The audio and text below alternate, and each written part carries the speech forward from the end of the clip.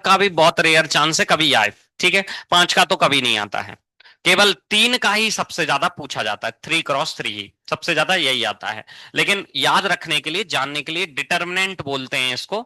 इस डिटर्मिनेंट में हमेशा number of rose and number of column same होते हैं। और इसका डिफरेंशिएशन यदि डायरेक्ट करना है मुझे बिना सॉल्व करे, तो उसका भी एक तरीका होता है, वो बता रहा हूं बस क्या होता है वो सुन लीजिए। लेकिन डिटर्मिनेंट का यदि डायरेक्ट डिफरेंशिएशन करो तो जितना ऑर्डर होता है उतने नए डिटर्मिनेंट बनते हैं। और करना कैसे होता है एक्चुअली में, एक रो का ही करना होता है, चाहे एक रो का करो चाहे कॉलम का, तो रो याद रख लो फिलहाल के लिए आप, ठीक है। बाकी को एज इट इज लिख देना होता है। तो इसका डिटर्मिनेंट का यदि मैं डिफरेंशिएशन यदि डायरेक्ट करता तो 3 नए डिटर्मिनेंट बनते, वो भी कैसे? पहली रो में करता पहले का डिफरेंशिएशन, बाकी दोनों एज इट इज, प्लस फिर इसको एज इट इज रखता दूसरी का डिफरेंशिएशन, तीसरी एज इट इज, फिर प्लस करते फिर पहली दोनों एज इट इज, तीसरे का डिफरेंशिएशन। जैसे 3 फंक्शन के प्रोडक्ट का डिफरेंशिएशन होता है ना, बिल्कुल वैसे ही होता है ये भी।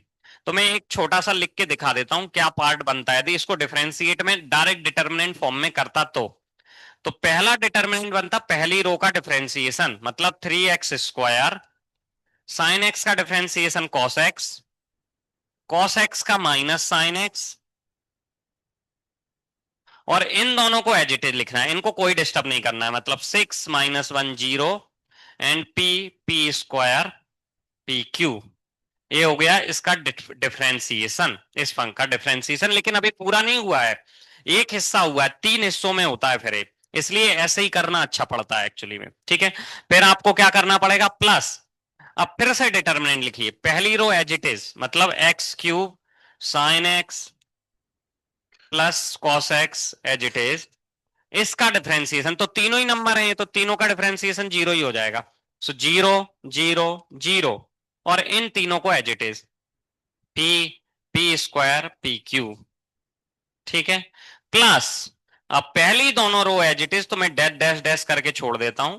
पहली दो रो जो एज इट इज, मतलब इन दोनों को एज इट इज लिखा है। और तीसरी का डिफरेंशिएशन वो भी 0 0 0 ही हो जाएगा। क्यों? क्योंकि इन तीनों को कांस्टेंट लेना है, क्वेश्चन में लिखा हुआ है, ठीक है। क्लियर है? अब इन तीनों डिटर्मिनेंट की वैल्यू निकालो और ऐड कर दो, तो भी यही फंक्शन बनेगा। एक्चुअली में इन दोनों की 0 आएगी, इसको सॉल्व करोगे तो यही फंक्शन बन जाएगा जो यार डिफरेंशिएशन के बाद बना है, पहले डिफरेंशिएशन के बाद, ठीक है। अच्छा, आपका मन है नहीं मैं तो डिफरेंशिएशन अब तीन 3 बार करना है ना डिफरेंशिएशन, या 3 बार लिखा है, एक बार हुआ है। तो इन दोनों की वैल्यू डायरेक्ट 0 कर दो, इसका फिर से डिफरेंशिएशन कर दो तो एफ डबल डैश आ जाएगा, फिर 3 नए बन जाएंगे। फिर एक बार और कर दो, फिर 3 नए बन जाएंगे, तो 2 का 0 ही रहेगा डिटरमिनेंट, एक ही बचा रहेगा वो, और उसमें फिर x की जगह 0 पुट कर दो। वैसे भी कर सकते हो। ये बताया इसलिए है कि कभी क्वेश्चन में ऐसा ही कुछ लिखा मिल जाए जिसमें डिटरमिनेंट फॉर्मेट में ही डिफरेंशिएशन लिखा हो, देन यू शुड नो। तो डिटरमिनेंट का डिफरेंशिएशन करना हो, यदि 3x3 है, मतलब 3 रो 3 कॉलम है, तो एक ही रो का करना होता है, बाकी दो एज इट इज। फिर प्लस लगा के एक रो को सेम रखो, दूसरी का डिफरेंशिएशन करो, तीसरी एज इट इज। फिर पहली दोनों को एज इट इज रखो, तीसरे का डिफरेंशिएशन करो, जैसे प्रोडक्ट रूल में करते हैं 3 फंक्शन के, बिल्कुल बाई ऑर्डर फॉलो करना होता है, डिटर्मिनेंट फॉर्म में ही करना हो आपको। और इन तीनों को सॉल्व करोगे तो फिर से ये जो पहले नंबर पे डिफरेंशिएशन लिखा है यही फंक्शन फिर से बन जाएगा, ठीक है। तो ज्यादा अच्छा ये पड़ता है जो मैंने आपको पहले करके दिखा दिया। यदि वो पता होना इसलिए जरूरी, कभी कभी उसकी जरूरत पड़ जाती क्वेश्चन उसके लिए ही बना हो तो। जैसे इसका सिंगल डिफरेंशिएशन पूछा होता, सिंगल, और डिटरमिनेंट फॉर्म में ही ऑप्शन दिए होते, फिर क्या करते? तो ये आंसर चाहिए पड़ता ना हमको, इन दोनों की वैल्यू 0 आ रही है हालांकि, ये आंसर चाहिए पड़ता। इसको तो हम दोबारा डिटरमिनेंट फॉर्म में नहीं लिख सकते ना अब, यदि मैंने ये एफ एक्स निकाल लिया और इसका डिफरेंशिएशन किया, ये आ गया, अब इसको फिर से ऐसा लिख पाऊंगा मैं? नहीं लिख पाऊंगा, पॉसिबल ही नहीं है। इसलिए हमको ये करते आना चाहिए, क्योंकि कभी कभी ऑप्शन में ऐसा ही ऑप्शन दे दिया, फिर क्या करोगे? तब तो करना ही पड़ेगा, इसलिए आपको पता होना जरूरी है। जो डिटर्मिनेंट का डिफरेंशिएशन 3 फंक्शन के प्रोडक्ट रूल की तरह ही होता है। हाँ, आप इनका ऑर्डर चेंज कर सकते हो। ऑर्डर चेंज करने का मतलब, भाई मुझे पहली दो रो एज इट इज रखनी है, पहले तीसरी का करने का मन कर रहा है तो पहले तीसरी का कर लो, फिर दूसरी का कर लो, पहले फर्स्ट का कर लो, कोई फर्क नहीं पड़ता उससे, उससे भी आंसर सेम ही आता है। मतलब एक कम्यूटेटिव है, आप आगे पीछे कर सकते हो, प्रॉब्लम उसमें नहीं है कोई भी। ठीक है, मैंने यहाँ पहली रो का किया, बाकी दोनों एज इट इज रखी, फिर दूसरी रो का किया, फिर तीसरी रो का किया है। वैसे आप लॉजिक लगा सकते हो जैसे आप चाहो। अच्छा, यही काम आप कॉलम वाइज भी कर सकते थे। कॉलम वाइज मतलब क्या, एक कॉलम का करते, बाकी दोनों कॉलम एज इट इज रखते, फिर दूसरे कॉलम का करते। कॉलम किसको कह रहा हूं, वर्टिकल वन को, हॉरिजॉन्टल को कह रहा हूं रो, वर्टिकल को कह रहा हूं कॉलम। तो पहले कॉलम का कर देते, बाकी दोनों एज इट इज रख देते, प्लस दूसरे कॉलम का करते, बाकी दोनों एज इट इज रखते, प्लस तीसरे कॉलम का करते, बाकी दोनों एज इट इज रखते, ऐसे तीन डिटर्मिनेंट बना देते, तो भी आंसर सेम ही आता है। डिफरेंशिएशन में ये सब अलाउड होता है। ठीक है, क्लियर है। खैर, आपका आंसर इस क्वेश्चन का तो इतना ही था, मैंने आपको बेसिक तरीका जो आपको ऑलरेडी पता था उससे लगा के बता दिया है। ठीक है, उससे लगा के बता दिया है। बस ये इसलिए बताया मैंने कि आपको यदि ऑप्शन ऐसे ही फॉर्मेट में दिए होते तो आपको पता होना चाहिए। चलिए नेक्स्ट क्वेश्चन देखते हैं, फोर्थ के बाद फिफ्थ। अगला ही क्वेश्चन, इसके बाद फिफ्थ नहीं किया था शायद अभी तक, तो आप कर लेते हैं। हाँ, नहीं किया है फिफ्थ। क्वेश्चन नंबर फिफ्थ करना है अब आपको। क्वेश्चन नंबर फिफ्थ में गिवन क्या है, मैं थोड़ा सा एक्सप्लेन भी करते जाता हूं, फिर आप ट्राई कर सकते हो। एक कैपिटल एफ एक्स फंक्शन है, इसमें भी ट्रिपल प्रोडक्ट ही लग रहा है, मतलब तीन फंक्शन का प्रोडक्ट ही दिया हुआ है। कैपिटल एक फंक्शन एफ एक्स एक फंक्शन है जो कि small f x, small g x, small h x के प्रोडक्ट से बना है। ठीक है, for all real values of x, एक क्वेश्चन में गिवन है। साथ में एफ एक्स जी एक्स एच एक्स तीनों ही डिफरेंशिएबल फंक्शन है at some point x equal to zero, x zero sorry x naught बोलो या एक्स जीरो पढ़ो, उसको जो भी पढ़ना है आपको। उस पे ये तीनों फंक्शन डिफरेंशिएबल हैं, ऐसा क्वेश्चन में गया, मतलब डिफरेंशिएशन अलाउड है आपके लिए। ओके, उसके बाद क्या क्या गिवन है वो इधर लिख रहा हूं, इधर इधर लिख देता हूं। उसके बाद गिवन है f dash of x zero की वैल्यू जो है वो है 21 times of f of x naught, 21 लिखना था सॉरी। साथ में f dash of x naught की वैल्यू जो है वो है 4 times of f of x naught. G dash of x naught की वैल्यू जो है या एक्स जीरो की वैल्यू जो है वो -7 times of g of x zero. और लास्ट में गिवन है h dash of x zero की वैल्यू जो है वो है k times of h of x zero. तो के का पता लगाइए, के का पता लगाने को कहा गया है। मतलब क्या है इसका, कि इस फंक्शन का पहले डिफरेंशिएशन किया, और ये एफ डैश का मतलब है डिफरेंशिएशन। डिफरेंशिएशन करने के बाद एक्स की जगह एक्स जीरो पुट किया, तो एक्स जीरो पुट किया तो एफ डैश में एक्स जीरो पुट करेंगे तो उसकी वैल्यू पुराने फंक्शन के 21 टाइम्स आ जाएगी, जो बिना डिफरेंशिएशन के था। ये डिफरेंशिएशन नहीं है ना यहाँ पे, उसके 21 टाइम्स आएगी उसी नंबर पे, ऐसा मीनिंग है इसका। मतलब एक्स की जगह एक्स जीरो पुट करने पे ऐसा हो रहा है, बाकी सबका मीनिंग भी वही है। ठीक है, अब आपको डिफरेंशिएट करके इस के जो यहाँ पे लिखा हुआ है इस के की वैल्यू पता करनी, जो यहाँ लिखा हुआ है इस के का पता लगाना है। ठीक है, ये टारगेट है। तो आप तीन के प्रोडक्ट रूल वाला डिफरेंशिएशन लगाइए। तो तीन के प्रोडक्ट रूल वाला डिफरेंशिएशन लगाया तो एफ डैश एक्स किया भाई, एफ डैश एक्स किया। यहाँ डिफरेंशिएशन करोगे तो अभी अभी मैंने बताया रूल क्या है तीन के डिफरेंशिएशन वाला, अभी डिटरमिनेंट में भी दोबारा बता दिया। फर्स्ट का डिफरेंशिएशन किया तो वो क्या हो जाएगा, F dash X ji x H X as it is, plus अब F X as it is, G X का differentiation G dash X, H X का एज इट इज, फिर F x ji X as it is, H X का differentiation H dash X. ठीक है, हाँ, यहां तक कोई डाउट? ये तो फॉर्मूला ही लिखा है अब तक तो। अब एक्स की जगह एक्स जीरो पुट करने को कहा गया है आपको, तो कर दीजिए भाई। एक्स की जगह एक्स जीरो पुट करने को कहा गया है तो कर दीजिए। सो मैंने एक्स की जगह इसमें एक्स जीरो पुट किया। एक मिनट, इसके नीचे एक जगह एक स्टेप की जगह छोड़ना चाह रहा था मैं, थोड़ा नीचे शिफ्ट कर देता हूँ इसको। हाँ, मैं थोड़ी सी जगह छोड़ना है मुझे। चलिए बता दूंगा अभी क्यों छोड़ी है, हालांकि वैसे ओरल भी समझ सकते हो वो आप, लेकिन ठीक है लिख दूंगा बाद में। तो एक्स की जगह इसमें एक्स जीरो पुट किया तो ये हो जाएगा F dash of x zero ये हो जाएगा F dash equal to F dash of x zero, बाकी सबको जी जीरो, जी x zero, H X zero. फिर ये हो जाएगा F of x zero, G dash of x zero, H X zero, F of x zero, ji of x zero, H dash of x zero. ऐसा लिख दिया, ठीक है। केवल x की जगह जो ऊपर लिखा था वही दोबारा लिख दिया, बस x की जगह x जीरो लिखा है और कुछ चेंज नहीं किया अब तक। अब वो साइड में जो वैल्यूज लिखी हैं उनको पुट कर रहा हूं इसमें, साइड में जो वैल्यूज लिखी हैं उनको पुट कर रहा हूं, ठीक है। So F dash of x zero की वैल्यू ये लिखी है 21 एफ ऑफ जीरो, लो लिख दिया 21 एफ ऑफ एक्स जीरो, ठीक है। F dash of x zero की क्या लिखूंगा, 4 ऑफ एक्स जीरो, तो 4 times of f of x zero. Ji x zero को कुछ नहीं लिखना है, वो एज इट इज रख दीजिए, और एच ऑफ एक्स जीरो को भी एज इट इज रख दीजिए।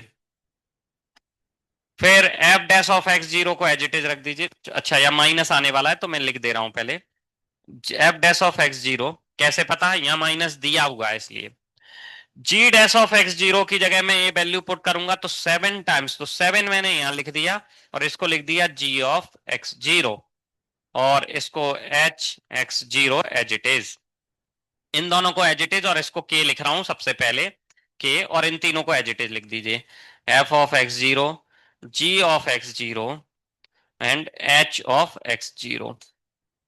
के ही पता करना था तो एच डैश एक्स की जगह के टाइम्स ऑफ ए लिख दिया मैंने, बस, ठीक है। अब ध्यान से देखें, देखो इन तीनों में हर एक टर्म में बस कांस्टेंट अलग है, बाकी सब जगह सेम टर्म लिखा हुआ है, लिखा है। यहाँ 4 है, यहाँ -7 है, यहाँ के, बाकी तीनों जगह तो सेम ही टर्म लिखा हुआ है, तो बस उसको अलग कर लिया। 4 से 7 जाएगा, बचेगा -3, और ये प्लस का के इन दोनों के प्रोडक्ट में रहेगा ये पूरा term, f of x naught, g of x naught, h of x naught या एक्स जीरो, ऐसा रहेगा। और इसकी जगह पे मैं क्या लिख रहा हूं, 21 as it is, capital of x naught की जगह पूरा लिख दूं, इसमें x की जगह मैंने पुट किया एक्स जीरो, इसमें एफ ऑफ एक्स जीरो मैंने निकाला, तो x की जगह एक्स जीरो पुट करूंगा तो क्या बन जाएगा, F of x zero, ji of x zero, and H of x zero, ऐसे ही बन जाएगा। इसकी जगह पे ये वैल्यू यहां लिख रहा हूं, इसकी जगह पे ये वैल्यू, तो लिख दिया भाई, ये बन जाएगा F of x zero, ji of x zero, and H of x zero. वैसे उल्टा भी कर सकते थे, इसकी जगह पे कैपिटल वाला लिख देते तो भी चल जाता, ठीक है। कोई नहीं, ऐसा लिख दिया तो ऐसा लिख दिया, कोई दिक्कत नहीं है। इस पूरे से इस पूरे को उड़ा दीजिए,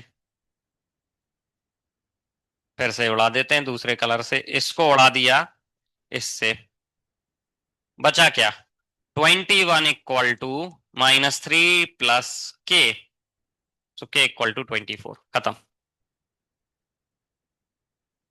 ये लिखने में ही खतरनाक क्वेश्चन है, एक्चुअली में है नहीं, बहुत सीधा सा सिंपल सा क्वेश्चन है। ये सिंबल्स में है क्योंकि बहुत सारा, इन सिंबल्स को आप कुछ और एज्यूम कर लेते, then it will be easier one, ज्यादा सिंपल दिखने लगता है यही, ठीक है। बहुत कठिन नहीं था ये क्वेश्चन, बस इन सिंबल्स में बहुत ज्यादा लिखा हुआ है इसलिए देखने में खतरनाक है, एक्चुअली में है नहीं है। के इक्वल टू 24 आपका आंसर है।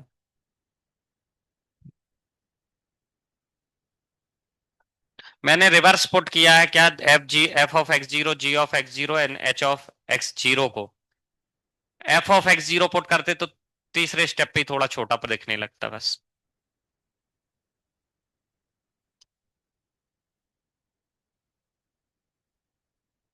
ये डिफरेंशिएशन इसका किया है यहाँ पे, ये है डिफरेंशिएशन, और ये किया था, ये आया था पुट किया था x equal to x zero पे, डिफरेंशिएशन इसका है, ये है डिफरेंशिएशन।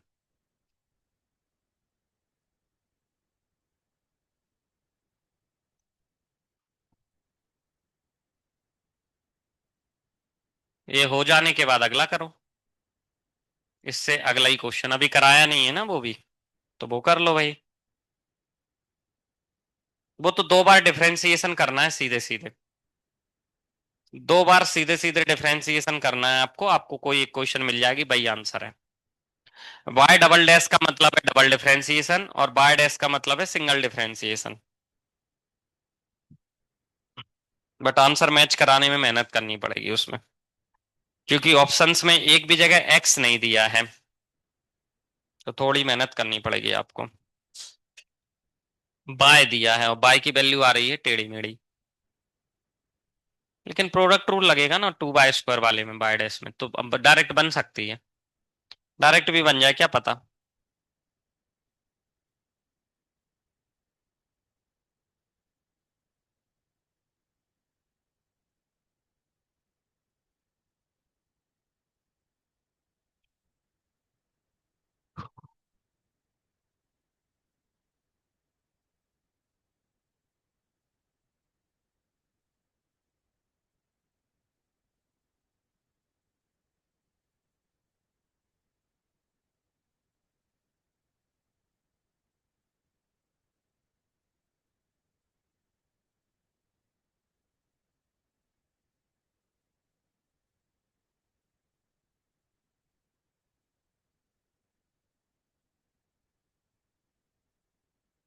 टेन इनवर्स एक्स का डिफरेंशिएशन क्या होता है? 1/1 + x² है ना। ठीक है।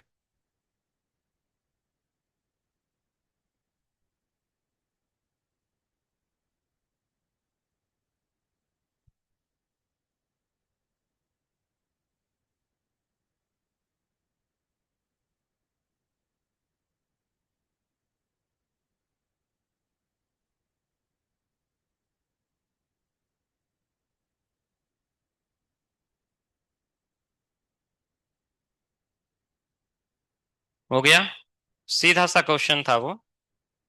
ठीक है, सिक्स्थ जिनका हो गया है, 8 8 9 10 करा दिया, अभी सेवेंथ छोड़ दो, वो थोड़ा सा डिफरेंट है क्वेश्चन। 7 छोड़ दो, 10 कर सकते हो तो 10 कर लो, नहीं तो सीधे 12 13 करो। 10 भी थोड़ा ट्रिकी है।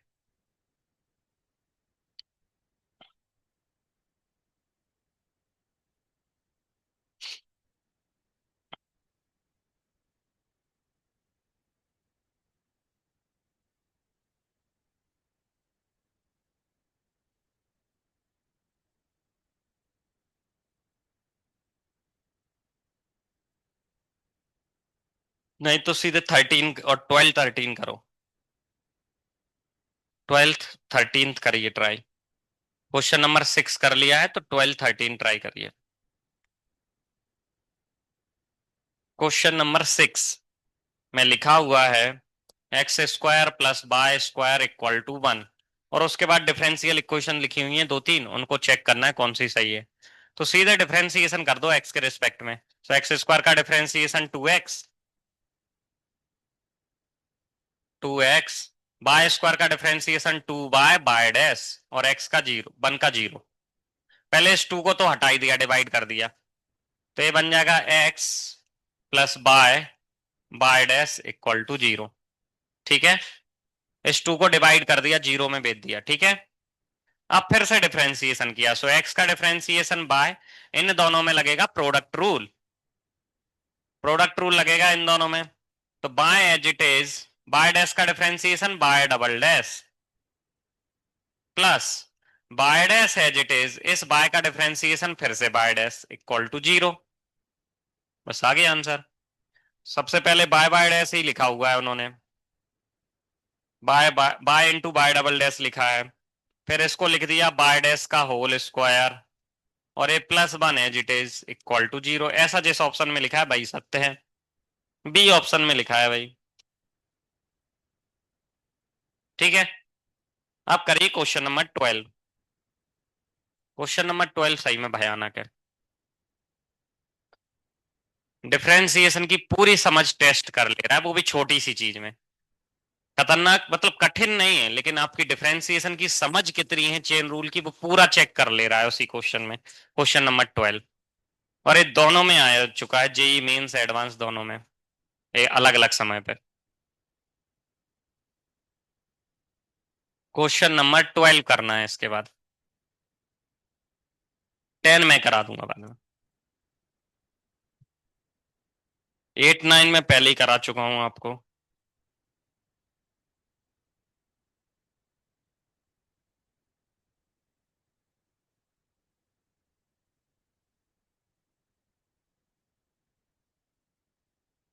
देखो क्वेश्चन नंबर 12 इतनी जगह में शायद हो जाए, चेक कर लेता हूं मैं। 12 क्वेश्चन में हमको दिया गया है, वैल्यू पता करने को कह रहे हैं d square by d d square x square, sorry, d square x upon d y square. अच्छा, इसका मतलब क्या है? एक्स का डिफरेंशिएशन बाय के रिस्पेक्ट में दो बार, इनमें से किसके इक्वल हो सकता है ऑप्शंस में से, ये पूछा है। इसकी वैल्यू ऑप्शन में दिए गए टर्म्स में से किसके इक्वल हो सकती है। इसका मतलब है क्या? एक्स का डिफरेंशिएशन बाय के रिस्पेक्ट में दो बार, मीनिंग ये है इसका तो। ठीक है, अब यहां मैं करके दिखा रहा हूं आपको सॉल्व, ध्यान से समझिएगा। इसको तो लेके आएंगे, इसको अभी यूज नहीं कर रहे हैं, सीधे लेके आएंगे इसको, तो इसकी वैल्यू निकाल के लाएंगे। ठीक है, मेरे पास यदि dx अपॉन डी बाय हो, इसका दोबारा डिफरेंशिएशन कर दो तो यही आ जाएगा कि नहीं? ठीक है, तो इसका ही डिफरेंशिएशन दोबारा करेंगे, लेकिन इसको इस साइड पे लिख लिया मैंने by D x whole power -1, इसका रेसिप्रोकल। ये दोनों इक्वल लिखे हैं कि नहीं? अब इसका डिफरेंशिएशन तो सीधे सीधे यही बन जाएगा, और इस साइड पे जो बनेगा वो हमारा आंसर है। भाई इसका डिफरेंशिएशन ही तो लिखा है, इसका बाय के रिस्पेक्ट में डिफरेंशिएशन करूंगा, ये बन जाएगा। क्लियर है? बात समझ में आ गई? बहुत बढ़िया। अब करते हैं इसका डिफरेंशिएशन बाय के रिस्पेक्ट में। सो इसका डिफरेंशिएशन बाय के रिस्पेक्ट में किया तो ये हो जाएगा D square x D bye square. ठीक है, d square x D bye square. ठीक है, लेकिन इधर डिफरेंशिएशन करेंगे तो ये जो फंक्शन है डी बाय डी एक्स, ये तो फंक्शन है बाय का, एक्स का होगा तभी तो एक्स के रिस्पेक्ट में डिफरेंशिएट हो रहा है, और हमें करना है बाय के रिस्पेक्ट में। तो आप इसको थोड़ी देर के लिए टी पढ़ लो, टी की पावर -1। ठीक है, टी की पावर -1 का डिफरेंशिएशन कैसे होगा? -1 बाहर आ जाएगा और ये पावर बन जाएगी -2। ठीक है, लेकिन यदि मैंने इसको टी मान के किया है तो इसका डिफरेंशिएशन भी तो करना पड़ेगा। तो मल्टीप्लाई में चेन रूल जिसको बोलते हैं, इसका डिफरेंशिएशन किसके रिस्पेक्ट में? बाय डी बाय के रिस्पेक्ट में। किसका differentiation? D by D x का। यही आ जाएगा। इसका डिफरेंशिएशन बाय के रिस्पेक्ट में, जबकि ये एक्स का फंक्शन है, तो अभी यही तो असली झोल है। बता रहा हूं कैसे होगा वो। यहां तक कोई डाउट?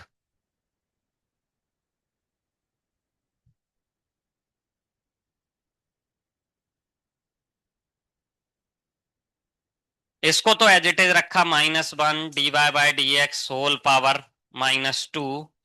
इसको कुछ नहीं किया, क्योंकि ये x का फंक्शन है। D y by d x का मतलब क्या है? x का फंक्शन है, तभी तो d y by d x किया। जैसे बाय इक्वल टू लिखा हो मान लो साइन एक्स, तो d y by d x x का ही फंक्शन आता है ना, कॉस एक्स आ जाता है। D y by d x equal to क्या आता है? Cos x. तो ये एक्स का फंक्शन है और हमें बाय के रिस्पेक्ट में डिफरेंशिएट करना है।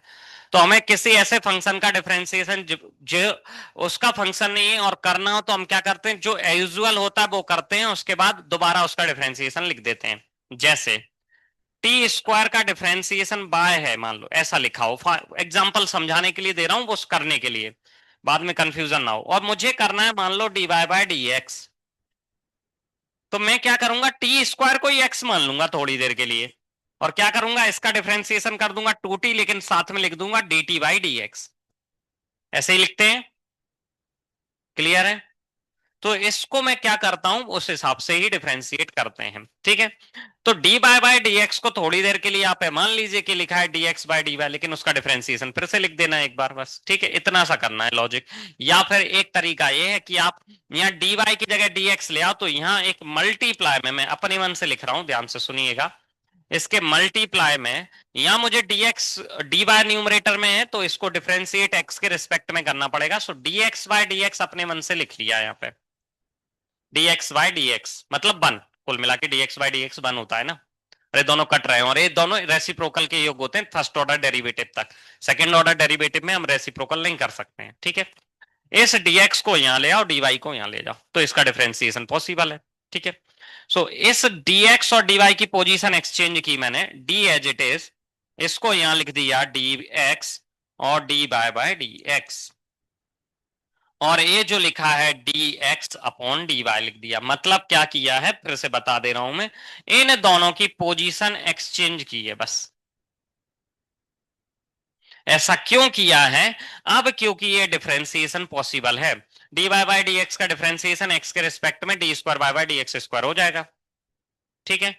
और इसको फिर से उल्टा कर दो, इस जैसे ये D by x by d, sorry यहाँ बाय नहीं लिखा मैंने, x लिख दिया, x बाय लिखना था यहाँ। अब ठीक है, मेरे पास यहाँ d by D x available है, यहाँ d x by D y available है। सो इसको उल्टा कर दो, बस इसका डिफरेंशिएशन कर दो। सो ये बन जाएगा d by D x whole power -2, ये माइनस एज इट इज। इसका differentiation d by D x का डी एक्स के रिस्पेक्ट में डिफरेंशिएशन होता है d square by D x square, और इसको फिर से उल्टा करके लिख दिया तो ये बन जाएगा d by upon d x whole power -1। ये दोनों पावर मिलके -3 हो जाएंगी भाई, आपका आंसर है बस, ठीक है। जिसमें -3 पावर लगाई हो वही आंसर है। तो मैं दोबारा लिख देता हूं बस, minus d by D x की होल पावर -3 और D square by D x square, यही आंसर है, ठीक है।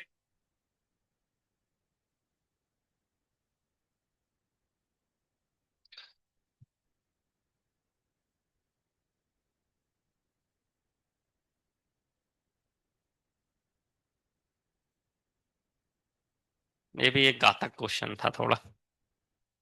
डिफरेंशिएशन की पूरी समझ ही पूछ ली है, कोई फंक्शन नहीं दिया, कोई क्वेश्चन नहीं दिया, डिफरेंशिएशन की समझ क्या है आपकी वो ही पूछ लिया है, वो भी सेकंड ऑर्डर डेरिवेटिव की समझ।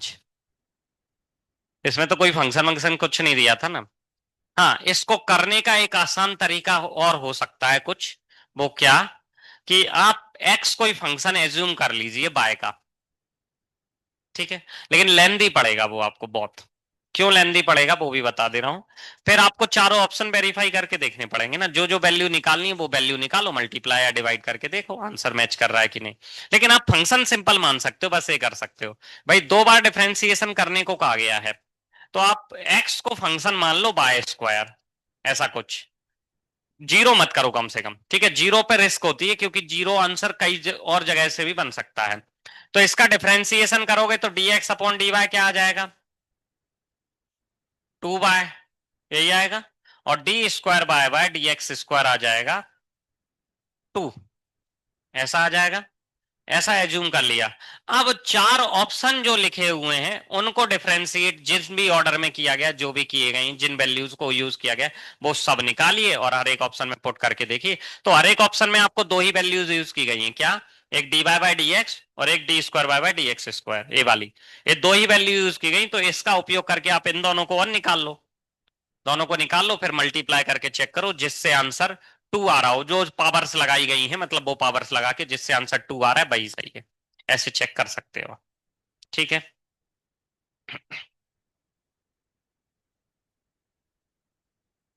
कुछ लोग कहेंगे कि भाई इसका डिफरेंशिएशन कैसे करेंगे, उल्टा, मतलब ये वैल्यू कैसे निकालेंगे, तो आप स्क्वायर रूट ले लो, एक तरीका तो ये है। दूसरा तरीका है भाई यहां से निकाल लो डिफरेंशिएशन, इसको ही उल्टा कर लो ना पहले। ये डी बाय डी एक्स की, D x by D Y की वैल्यू है, इसे कर लो D by D x equal to 1/2 by, अब बाय डिनोमिनेटर में लिखना था, और फिर से डिफरेंशिएट कर लो। So D by D x की वैल्यू मिल गई 1/2 बाय, बाय की वैल्यू रख सकते हो रूट एक्स, 1/2 रूट एक्स रहता है, वैसे भी रूट एक्स का डिफरेंशिएशन स्क्वायर रूट लोगे इसका, तो रूट एक्स का डिफरेंशिएशन वैसे भी 1/2 रूट एक्स होता है, और D square by D x square करोगे, सो इसका डिफरेंशिएशन आ जाएगा -1/2 by square into d by D x. अब डी बाय डी एक्स की वैल्यू पहले ही निकाल चुके, वो और रख दो 1/2 बाय, फिर ऑप्शंस में पुट करो, जिससे आंसर मैच कर जाए वो सही है, ठीक है। सो आंसर आसानी से तो फिर भी नहीं आएगा, लेकिन फिर भी इससे ज्यादा आसान लग सकता है। इससे ज्यादा आसान लग सकता है। और आपको ए फंक्शन पसंद ना आए तो ट्रिग्नोमेट्रिक ले लो, पर ट्रिग्नोमेट्रिक में रिवर्स वाला कठिन पड़ता है, इनवर्स ट्रिग्नोमेट्रिक वाला कठिन पड़ता है। ठीक है, अगला क्वेश्चन करना है इसके बाद 13। ये 12 था ना, 13 करिए, वो लिमिट का क्वेश्चन है। क्वेश्चन नंबर 13 अटेम्प्ट करिए।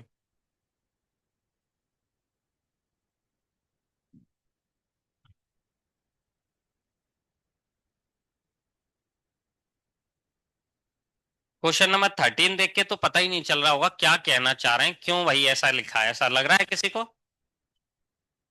यदि ऐसा आपको लग रहा है तो आप रियल में ह्यूमन बीइंग हैं अभी भी, मशीन नहीं बने अभी तक। मशीन बनना पड़ेगा लेकिन। ऐसा कुछ नहीं होता है जो हैंडल नहीं किया जा सकता, पर देखने में खतरनाक लिखा होता है, होता कुछ नहीं है ऐसा।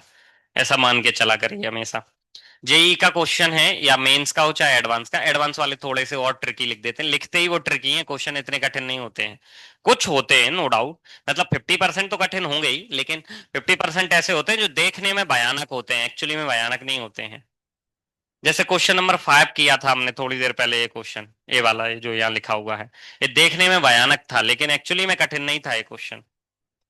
इससे पहले एक और किया है, एक क्वेश्चन भी देखने में थोड़ा ज्यादा दिमाग लगवा दिया है, लेकिन देखने में ही खतरनाक है, क्वेश्चन इतना टफ है नहीं। चलिए खैर, क्वेश्चन नंबर 13 भी कुछ उसी कैटेगरी का है। क्वेश्चन नंबर 13 में आपको गिवन है क्या कि फंक्शन एफ और जी रियल वैल्यूड फंक्शन है, डिफाइंड ऑन -1 से 1 इंटरवल भी गिवन है, जी डैश एक्स भी एक कंटिन्यूअस फंक्शन है। उसके बाद दुनिया भर की बातें बताइए, उनमें से मैं यहाँ लिख लेता हूँ कुछ बातें। जी ऑफ जीरो जो है, G double dash of zero है शायद, नहीं, G of zero not equal to zero है, मतलब फंक्शन एक्स में, जी में एक्स की जगह मैं जीरो पुट करता हूं तो आंसर जीरो नहीं आता है, इसका मीनिंग ये है। ठीक है, उसके बाद कह रहे हैं मैंने यदि फंक्शन का डिफरेंशिएशन कर लिया जी का और उसमें एक्स की जगह जीरो पुट कर दिया तो आंसर जीरो आ जाता है। होगा कुछ ऐसा जैसे कॉस एक्स हो, कॉस एक्स है ना एक फंक्शन, कॉस एक्स में एक्स की जगह जीरो पुट करो तो जीरो नहीं आता है, लेकिन उसके डिफरेंशिएशन के बाद उसमें जीरो पुट करो तो जीरो आता है, होता है। ऐसे और भी हैं, कई सारे हो सकते हैं, जैसे एक और बता देता हूं, x square plus one, x square plus one में एक्स की जगह जीरो पुट करो तो आंसर जीरो नहीं आता है, लेकिन डिफरेंशिएशन कर लो उसके बाद जीरो पुट करो तो जीरो आता है। तो ऐसे कई सारे हो सकते हैं, मैं रैंडमली एग्जांपल दे दिया है तो ठीक है। इसके बाद एक इंफॉर्मेशन और लिखी है, वो क्या, यदि इसका एक बार और डिफरेंशिएशन कर लो और एक्स की जगह फिर जीरो पुट करो तो फिर से जीरो नहीं आता है। फिर तो इस सिचुएशन में तो साइन एक्स ही अच्छा सूट कर रहा है, हालांकि एक्स स्क्वायर प्लस वन भी सूट कर रहा है। ठीक है ना, आप यदि जी एक्स को एक्स स्क्वायर प्लस वन पकड़ लो वैसे अंदाजे के लिए, तो तीनों बातों को सेटिस्फाई कर रहा है, देखो ये, या कॉस एक्स पकड़ लो तो भी कर रहा है। ठीक है, इसमें एक्स की जगह जीरो पुट किया तो जीरो नहीं आ रहा है, इसके डिफरेंशिएशन में जी डैश एक्स में एक्स की जगह जीरो पुट किया तो जीरो आ रहा है, लेकिन फिर से डिफरेंशिएशन किया जी डबल डैश एक्स तो टू, तो एक्स की जगह जीरो पुट करने पे अब जीरो फिर नहीं आ रहा है। ठीक है, तो ऐसे फंक्शन हो सकते हैं, मतलब कुल मिला के मैं ये कहना चाह रहा हूं जिनमें ये बातें सत्य हों। इवन cos x पकड़ लेते तो भी ऐसा ही होता, cos x पकड़ लेते तो भी ऐसे ही होता। तो ये तो एक एग्जांपल दे दिया मैंने ऐसे ही आपको। उसके अलावा क्या गिवन है भाई, उसके अलावा गिवन है कि एफ एक्स एक फंक्शन है, एफ एक्स एक फंक्शन है जिसकी वैल्यू जी एक्स इंटू साइन एक्स के बराबर है, तो जी एक्स कॉस एक्स ही ले लेते हैं, अच्छा फंक्शन पड़ जाएगा ना, लेकिन जरूरत नहीं पड़ेगी उसकी, ऐसी कह रहा हूं तो मैं।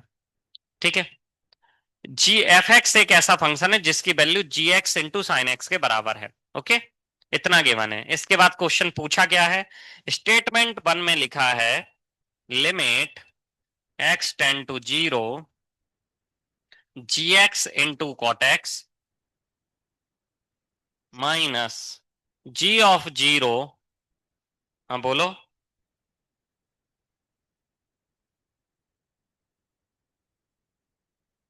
अच्छा, एक्स नहीं था, जीरो था यहाँ।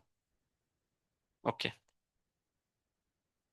ठीक है, क्वेश्चन में लिखा है जी ऑफ जीरो कॉसेक एक्स की value F double dash of zero के बराबर आ रही है क्या, ये पता करना है। ठीक है, F double dash of zero के बराबर आ रही है कि नहीं, ये वैल्यू पता करना है। ठीक है, ये तो हमें गिवन ही है, लेकिन हमें चेक करना है ना सही गलत, क्योंकि ऑप्शन ये दे रखे हैं स्टेटमेंट वन सही है कि नहीं। तो यही चेक करना है ना कि ये value F double dash of zero के बराबर आ रही है कि नहीं, यही तो चेक करना है। ठीक है, तो हम इसकी वैल्यू भी निकालेंगे और इसकी निकालेंगे, दोनों की अलग अलग, और चेक करते हैं दोनों इक्वल आ रही हैं कि नहीं। ठीक है, सो एक एक करके दोनों निकाल के दिखा रहा हूं। तो मैं इसको अभी यहां से हटा देता हूं। मैं इसकी वैल्यू निकालने वाला हूं और F double dash of zero की वैल्यू भी निकालने वाला हूं।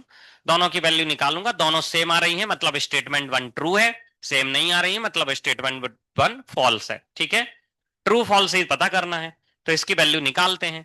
एक्स लिमिट के क्वेश्चन में सीधा टारगेट होता है एक्स की जगह जीरो पुट कर दो, मतलब जो लिमिट है वो पुट की। सो एक्स की जगह जीरो पुट किया तो G of zero not equal to zero दे रखा है भाई, मतलब ये तो जीरो नहीं आएगा जो भी हो। कॉट जीरो क्या होता है, नॉट डिफाइन, और कोसेक जीरो भी नॉट डिफाइन। सो एक कुछ भी फाइनाइट नंबर रहा है, finite into not define, not define, finite into not define, not define. अरे दोनों ही जी जीरो बन रहा है ना, so not define minus not define बन गई ये सिचुएशन। मतलब हमको कुछ और लॉजिक लगाना पड़ेगा लिमिट के लिए। So limit x tend to zero, g of x as it is, cot x को मैंने लिख दिया cos x upon sine x। ठीक है, और g of zero as it is, इसको लिख दिया वन अपॉन साइन एक्स। तो दोनों का डिनोमिनेटर साइन एक्स बन जाएगा, यहां तक किसी को कोई डाउट? तो दोनों का डिनोमिनेटर जी साइन एक्स बन जाएगा, यहां तक किसी को डाउट? अब x की जगह जीरो पुट किया तो cos जीरो वन, जी जीरो माइनस, अच्छा यहाँ जीरो लिखा था सॉरी, जी जीरो माइनस जी जीरो बन जाएगा। जी जीरो मान लो टेन आ रहा है, थोड़ी देर के लिए टेन भी आ रहा है, तो ten minus ten zero upon zero बन रहा है। जी जीरो की वैल्यू नहीं गिवन है ना क्वेश्चन में, मैं बस इतना बताया है कि जीरो नहीं है, बस इतना पता है, बाकी कोई भी नंबर हो सकता है। ठीक है, बस जीरो नहीं है, तो ये जीरो नहीं है, ये वन है, तो मान लो ये टेन है, ये भी टेन है, ten minus ten zero upon zero, तो जीरो अपॉन जीरो बन गया, और जीरो अपॉन जीरो बन गया तो डिफरेंशिएशन कर सकते हैं। ठीक है, जीरो अपॉन जीरो बन रहा है तो डिफरेंशिएशन कर सकते हैं। सो आप डिफरेंशिएशन कर डाले, G of cos X, product rule लगेगा यहाँ पे। सो जी एक्स का differentiation G dash X, cos x as it is, minus लगा देता हूं क्योंकि कॉस एक्स का माइनस साइन एक्स आने वाला है। ठीक है, कॉस एक्स का आया माइनस साइन एक्स, और G X as it is upon sine X का डिफरेंशिएशन कॉस एक्स, इसको बोलते हैं एल हॉस्पिटल रूल। ठीक है, अब x की जगह जीरो पुट किया, सो जी डैश जीरो देख लो जीरो दे रखा है, तो ये जीरो हो गया, और साइन जीरो जीरो होता ही है। So zero into a b zero, a b zero, numerator zero बन रहा है, डिनोमिनेटर वन, तो आंसर क्या आया, zero. Numerator zero denominator one हो तो आंसर जीरो ही होता है। न्यूमरेटर अकेला जीरो होना नॉट डिफाइन नहीं होता है, ऐसा मत समझ लेना, मैं पहले भी कई बार बोल चुका हूं। इसमें न्यूमरेटर जीरो हो रहा है, डिनोमिनेटर नॉन जीरो हो रहा है, सो आंसर आया कितना, जीरो। ठीक है, सो इस फंक्शन की लिमिट जो आ रही है वो आ रही है जीरो। अभी हमें ए और पता करना है, क्या ए भी जीरो आ रहा है कि नहीं, ए भी जीरो आ रहा है तो ए ट्रू है और आएगा। ठीक है, तो इसको पता कर लेते हैं। ए दे रखा था मुझे f x equal to g x sine x. ठीक है, g x into sine x ऐसा दे रखा था। डबल डिफरेंशिएशन करना है तो एक बार करो फिर दोबारा कर देना, हो जाएगा डबल डिफरेंशिएशन। ठीक है, तो किया एफ डैश एक्स किया भाई, so G X as it is, sine X का differentiation cos X, sine X as it is, cos G X का डिफरेंशिएशन जी डैश एक्स। ठीक है, अब फिर से प्रोडक्ट रूल लगाया, so F double dash X किया, so G X as it is, cos X का differentiation minus sine x plus cos x as it is, G X का differentiation G dash X. फिर इसमें भी product rule लगेगा, so G dash X as it is, sine X का differentiation cos X, फिर G cos sine X as it is, G double dash X ji X का differentiation, और X की जगह जीरो पुट किया इसमें। So F double dash of zero निकाल रहा हूं, सो यहां जीरो पुट करेंगे, साइन जीरो जीरो, ये कुछ भी हो क्या फर्क पड़ रहा है, जीरो ही हो गया। ठीक है, कॉस जीरो वन होगा लेकिन जी डैश जीरो जीरो दे रखा है, सो ए भी जीरो हो गया। ठीक है, जी डैश जीरो जीरो दे रखा है, ए जीरो भले ही नहीं हो तो भी क्या फर्क पड़ रहा है, सो ए भी जीरो हो गया, और यहाँ साइन जीरो हो गया तो ये भी जीरो हो गया, चार जीरो मिलके भी जीरो ही रह गए। ठीक है। सो ए वैल्यू और ए वैल्यू सेम आ रही है, इसलिए पहला स्टेटमेंट ट्रू है। अब दूसरा स्टेटमेंट और पढ़ लेते हैं। दूसरा तो इसमें आ चुका ऑलरेडी, इसमें ऑलरेडी इनबिल्ट आ चुका है, लेकिन ठीक है। दूसरे स्टेटमेंट में कह रहे हैं कि एफ डैश ऑफ जीरो की वैल्यू जी जीरो के बराबर है। ठीक है। सेकंड स्टेटमेंट में क्या कह रहे हैं, एफ डैश ऑफ जीरो की वैल्यू निकालिए। सो एफ डैश एक्स से निकाल चुके हैं हम, इसमें एक्स की जगह जीरो रख दो। एफ डैश एक्स से निकाल चुके ना, इसमें एक्स की जगह जीरो रखा तो ये आ जाएगा जी जीरो, कॉस जीरो होता है 1, और यहाँ साइन जीरो जीरो ही हो जाएगा, तो ये आ जाएगा एफ डैश ऑफ जीरो। ए कहां से सॉल्व किया, यहां से यहां सॉल्व किया है। F dash of zero equal to g zero, तो सेकंड स्टेटमेंट यही तो लिखा है। तो दूसरा भी सत्य है, लेकिन क्या ये वाला जो डिफरेंशिएशन इसके बराबर आ रहा है वो इस बात का एक्सप्लेनेशन है कि ये दोनों लिमिट है एक दूसरे के इक्वल है? मतलब F double dash x zero की वैल्यू इसके इक्वल है, ये इसका एक्सप्लेनेशन नहीं है। सो दोनों सत्य हैं, लेकिन एक दूसरे का एक्सप्लेनेशन नहीं है। सो इस बी आंसर सही होना चाहिए। ठीक है। Statement one is true, statement two is true, but statement two is not correct explanation of statement one.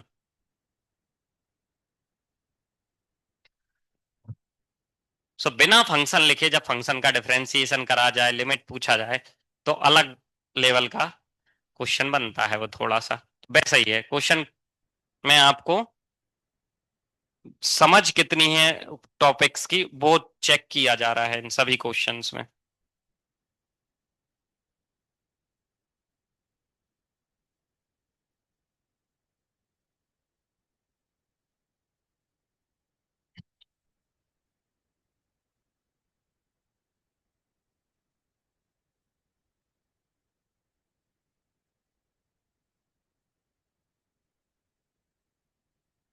Level 4 का क्वेश्चन नंबर 10 भी बता दूं क्या? 14 पहले बता दूं? 14 बता देते हैं चलिए। F of theta equal to A दिया है, sine theta cos two theta square root में है टेन थीटा। क्या किया जाए? इनवर्स ट्रिग्नोमेट्री लगाई जाए पहले है, लेकिन cos two theta square root के अंदर है, कुछ भी खास नहीं हो सकता है। हम्म, और टेन थीटा के रिस्पेक्ट में डिफरेंशिएशन पूछ रहे हैं एफ ऑफ एफ थीटा का।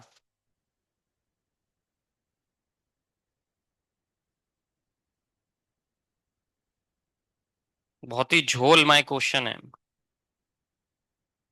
पहले इसको सिंप्लीफाई कर सकते हैं किसी तरीके से, sine theta upon square root of cos two theta. क्या भला है ये सब, इसमें तो कुछ आइडेंटिटी भी नहीं लग रही है। साइन थीटा को क्या लिखोगे ऐसा जिससे कुछ टेन थीटा या इसके टर्म में कन्वर्ट हो जाए? Square root of cos two theta को भी कुछ ऐसा नहीं कर सकते हैं।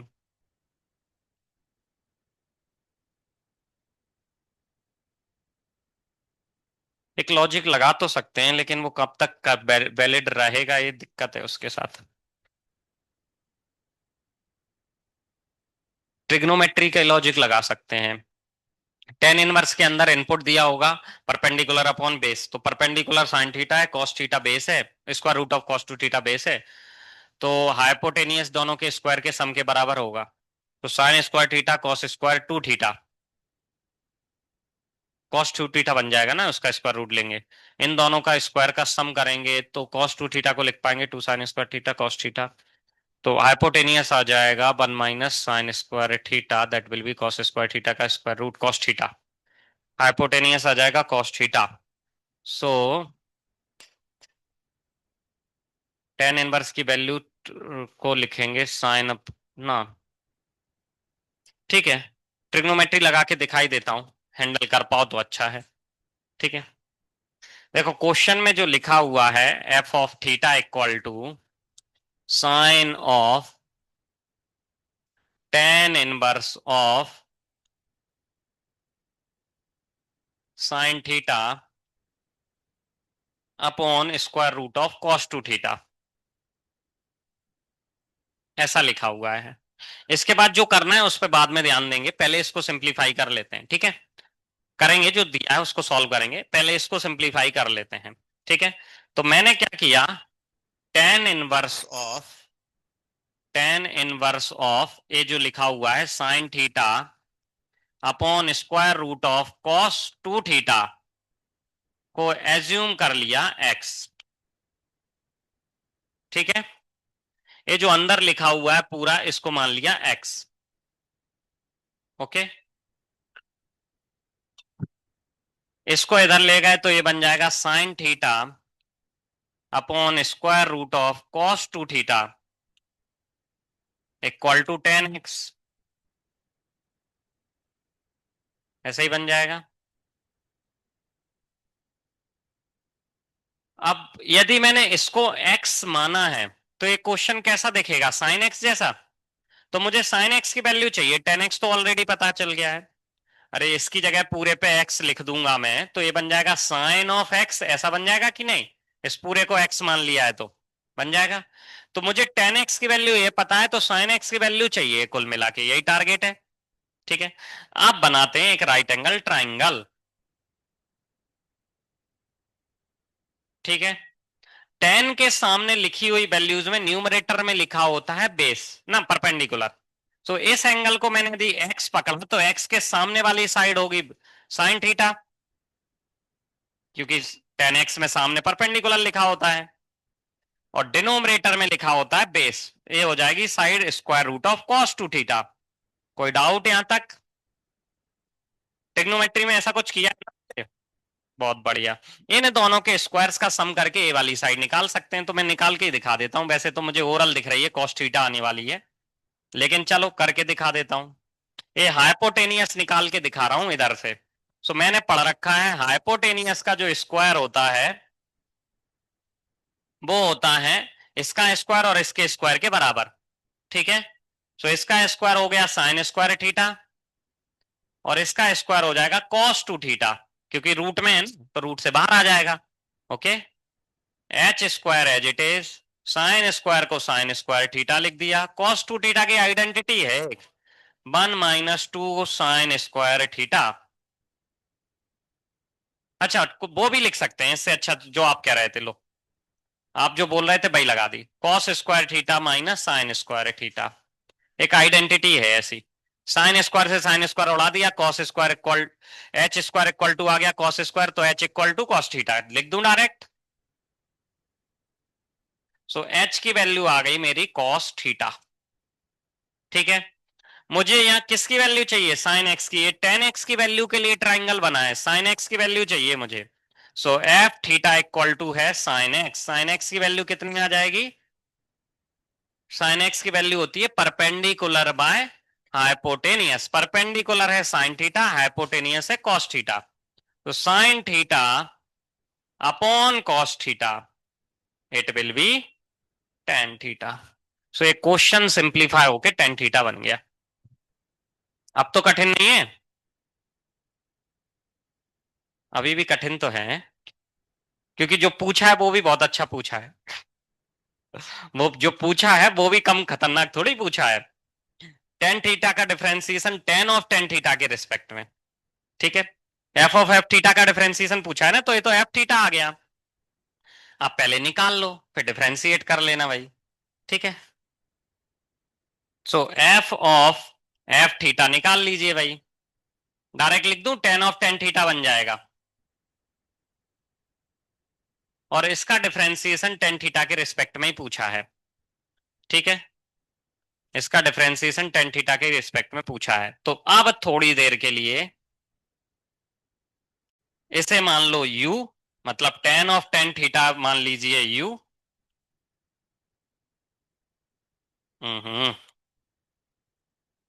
एफ ऑफ एफ थीटा ही पूछा था ना डिफरेंशिएशन, डिफरेंशिएशन हो एफ ऑफ एफ थीटा, लिखा तो है एफ ऑफ एफ थीटा, मतलब एफ ऑफ एफ थीटा मैंने ये निकाल लिया, इसको मान लिया u और v मान लिया,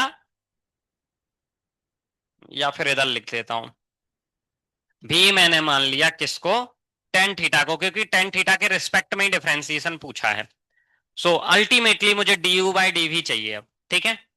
D you by d v चाहिए। जब फंक्शन का डिफरेंशिएशन फंक्शन के रिस्पेक्ट में करना हो तो हम ऐसे ही लॉजिक लगाते हैं ना। अब इसका डिफरेंशिएशन किया so D you by D theta, वो हो जाएगा टेन थीटा का differentiation sec square theta, sec square tan theta बन जाएगा ये, फिर टेन थीटा का सेक स्क्वायर थीटा। ठीक है। ऑप्शन कैसे दिए हैं, नंबर्स में है क्या?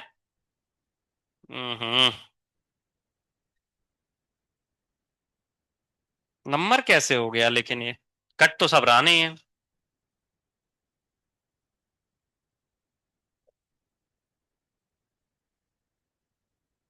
इसका डिफरेंशिएशन क्या होगा?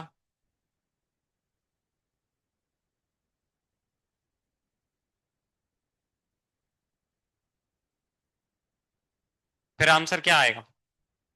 वन? क्यों? वो एक्सप्लेनेटरी होना चाहिए ना।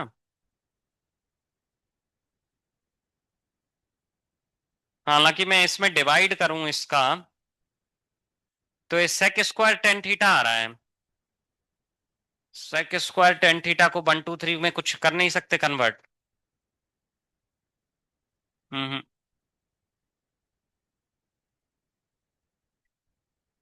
कुछ तो गड़बड़ हुई है फिर, या फिर हम ऐसा कुछ सोच लेते डायरेक्ट। लेकिन एफ ऑफ एफ थीटा ही पूछा है, कंफर्म है ना ये तो।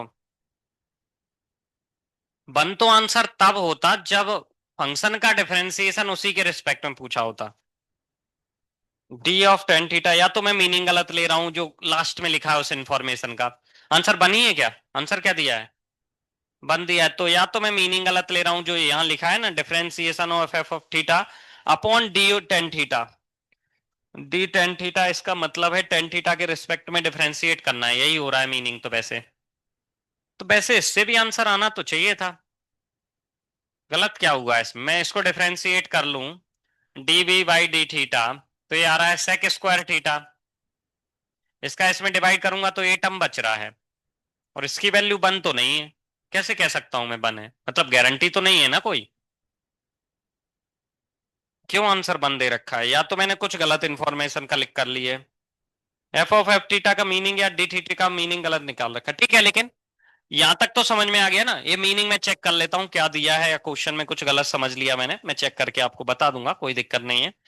यहां तक तो क्वेश्चन समझ में आ गया ना। बस आपको ये दो क्वेश्चन में जो पूछा है मैंने सॉल्व करके तो दिखाई दिया है। मुझे ऐसा लग रहा है या तो ये मीनिंग गलत पकड़ रहा हूं मैं, या ये मीनिंग गलत पकड़ रहा हूं। एफ थीटा का डिफरेंशिएशन टेन थीटा के रिस्पेक्ट में पूछा जाता, मतलब इसका ही डिफरेंशिएशन।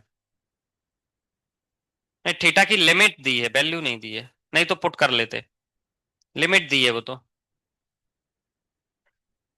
वो जिस किस लिए दी है वो मुझे पता है, लेकिन ठीक है आपको जरूरत नहीं है एक्चुअली। वो इसलिए दी है कि यहाँ पे ये वैल्यू पॉजिटिव बनी रहे, इसके लिए दी है।